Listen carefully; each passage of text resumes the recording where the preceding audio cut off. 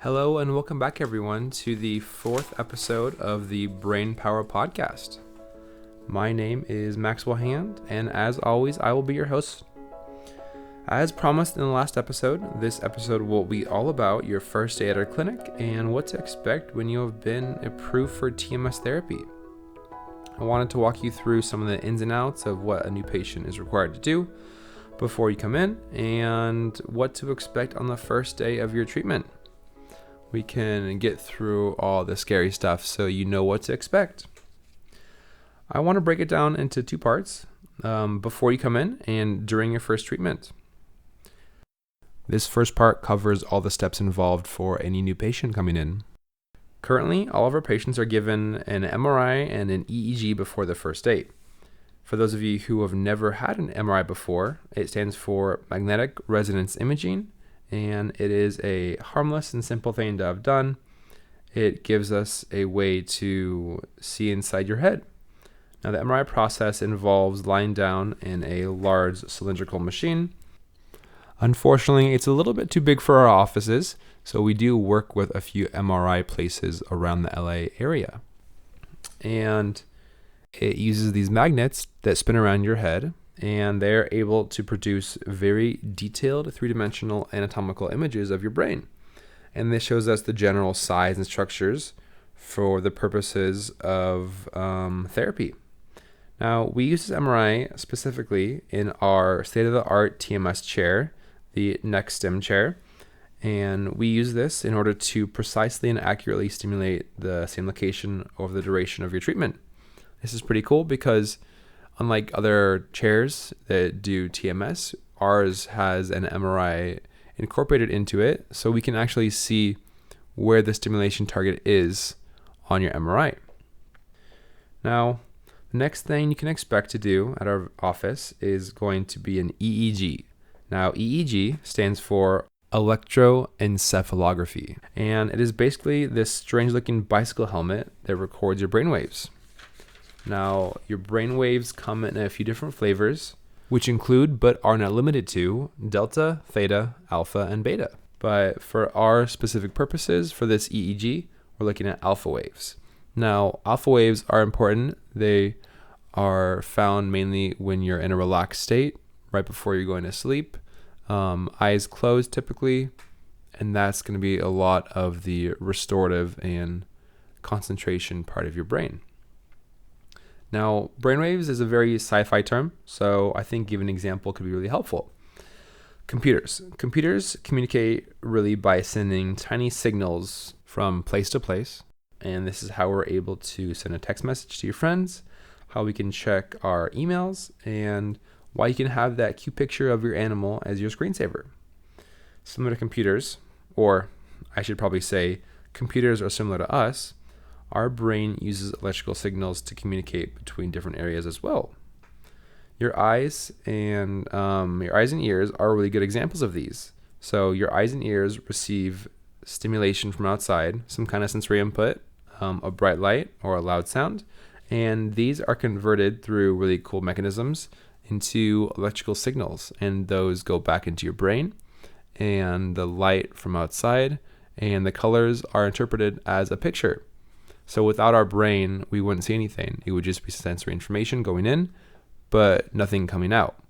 But because of these cool ways our brain communicates with each other, we're able to see things. Actually, that's how our entire brain works. But essentially, computers and us aren't that different. So this EEG, it's this machine that is able to take a sneak peek into the working of your brain.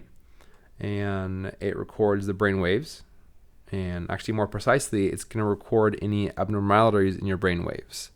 So the EEG is just the recording, and the next step, not for you, but for us, is something called quantitative analysis. It's going to be called a QEEG, and based off your brainwave recordings, they are able to get an EEG report, and this report basically divides up the brain waves from the front of your head, the middle, and the back of your head, and this gives us a good way to see where to treat you.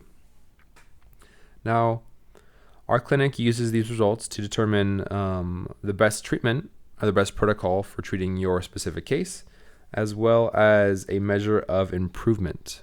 It's really cool because over the course of the treatments, we do see significant changes in these brainwaves.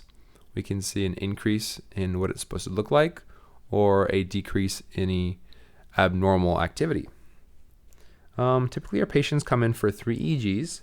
The first one you get done before the treatment is going to be your baseline, and then we have one around 18 treatments, and then one at the very end, and this all reflects the improvement you've seen over the course of the TMS treatments. So you finally made it. You jumped through all the hoops. Now what's next? Okay, it's your first day. You're at the office. You knock on the door and you see me. Nice to meet you. My name is Max, and we take you in. We have been taking temperatures and making sure that there are no COVID symptoms in our patients, and we do ask you to wear a mask the entire time you're here. The first thing we'll do is have you fill out some paperwork, just some boring stuff. Want to make sure we got your contact information down, some intake forms, just medical jargon. And then after that, we will make sure you're comfortable. We'll give you a little tour if you haven't had one before, and you can ask whatever questions you like.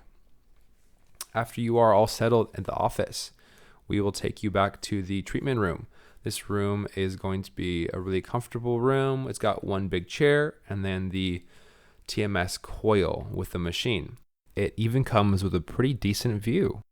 And we sit you down in the chair. It's basically a dentist chair. It can move every which way. It's supposed to be as comfortable as possible. So we always make sure that you are at a comfortable level. From there, we will clean off your forehead and your right arm. Now we do this for 2 reasons.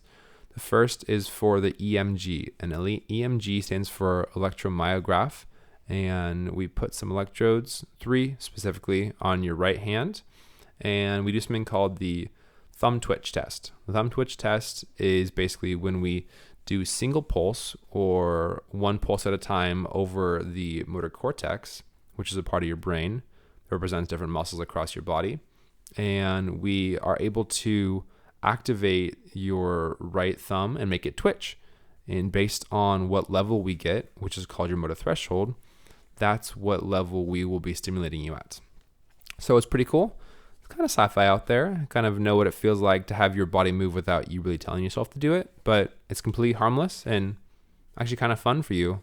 And the second part, we clean off your forehead for the head tracker. Now, head tracker is needed because of the MRI and also for our system to keep track of the headspace.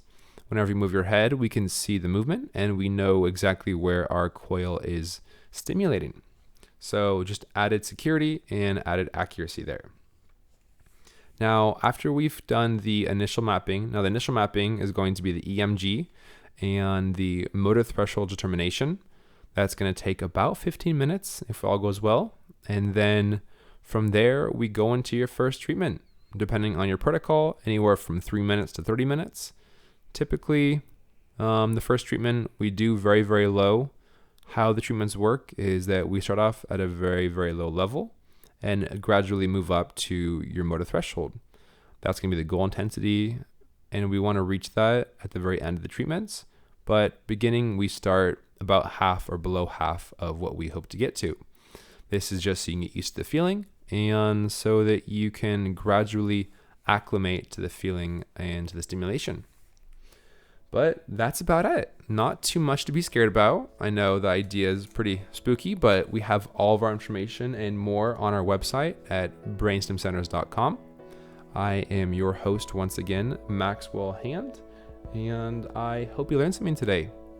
This is looking like it's going to be a pretty cool adventure, and I've got some interesting ideas for future podcasts. Definitely stay tuned for some future episodes, and I look forward to continuing this discussion with everyone. All right, folks, have a wonderful rest of your day. Go on and do something amazing, and I will see you next time.